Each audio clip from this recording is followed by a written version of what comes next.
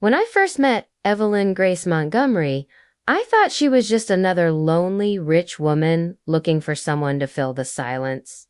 I had no idea she'd completely changed my life. I was 24, juggling 3 jobs just to stay afloat in the city. My last gig of the day was unusual. The AD said, "Companion for conversation only.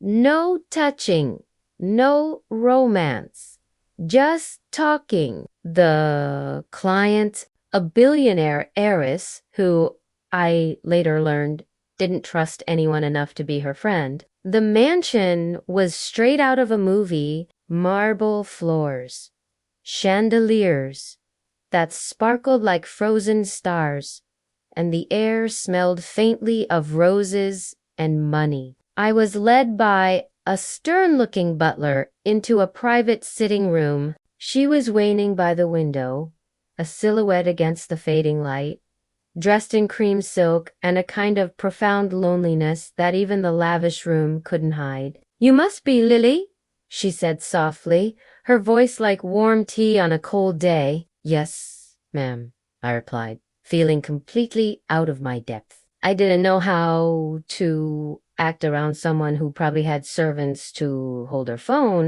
She smiled faintly, a small, sad curve of her lips. "Please?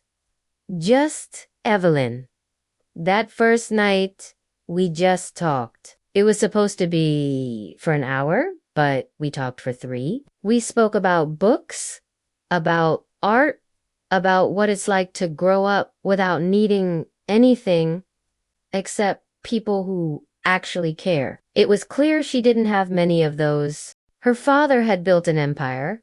Her mother lived in another country, and the tabloids only cared about what she was wearing. But behind her perfect posture and polished, media-trained smile, she looked so tired. When I finally stood to leave, she said quietly, her voice barely a whisper, "Would you come again tomorrow?" And I did. Days turned into weeks, and our talks became the absolute best part of my day.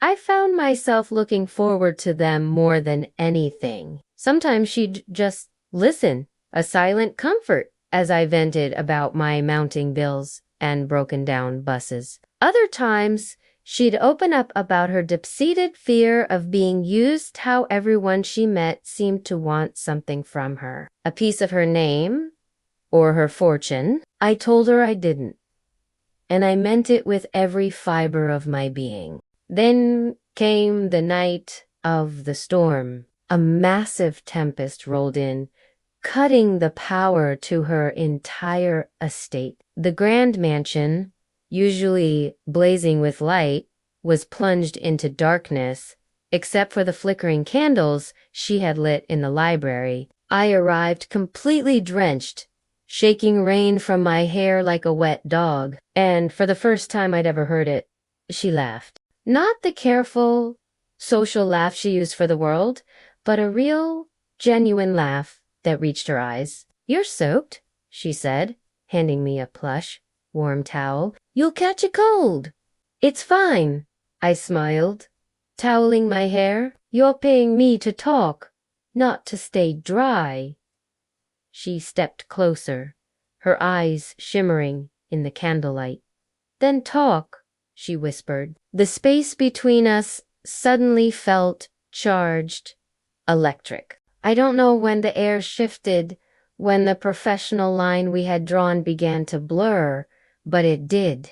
The way she looked at me, it was like she saw something in me that she'd been searching for her whole life. "I shouldn't feel this way," she said finally, her voice trembling slightly. "You're just..." She stopped herself, her gaze dropping to the floor. "Just what?" I asked softly, my own heart starting to race. "Just the girl I hired to talk."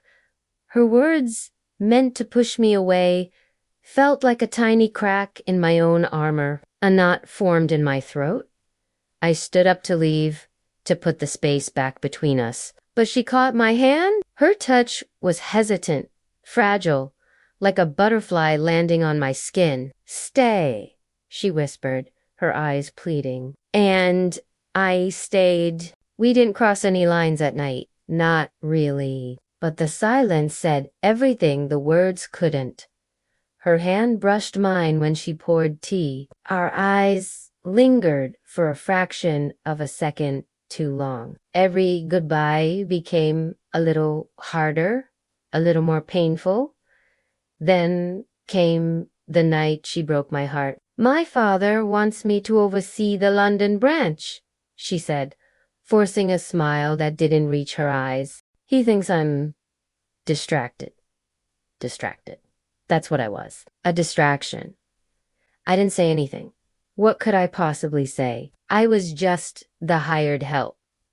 My role was over, but as I turned to leave for what felt like the last time, she called out, "Lily." I looked back. The candlelight danced across her face, catching the unshed tears in her eyes. If things were different, if I were braver, her voice cracked, full of regret. "Would you have stayed?" I took a deep breath, all the unspoken feelings of the past weeks rushing to the surface. I stepped closer, closing the distance between us. "You never had to be brave for the world, Evelyn. Just for yourself." And then, before I could lose my courage, I kissed her.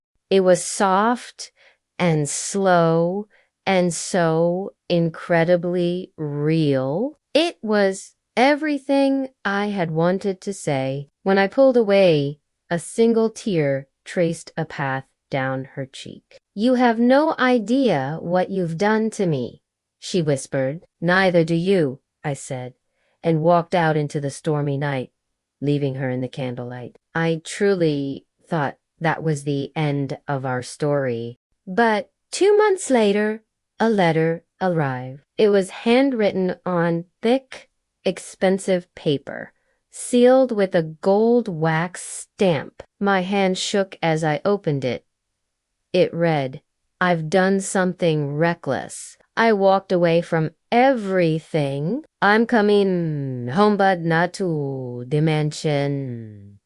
To you. Because for the first time, I want to talk, not because I'm lonely, but because I'm in love."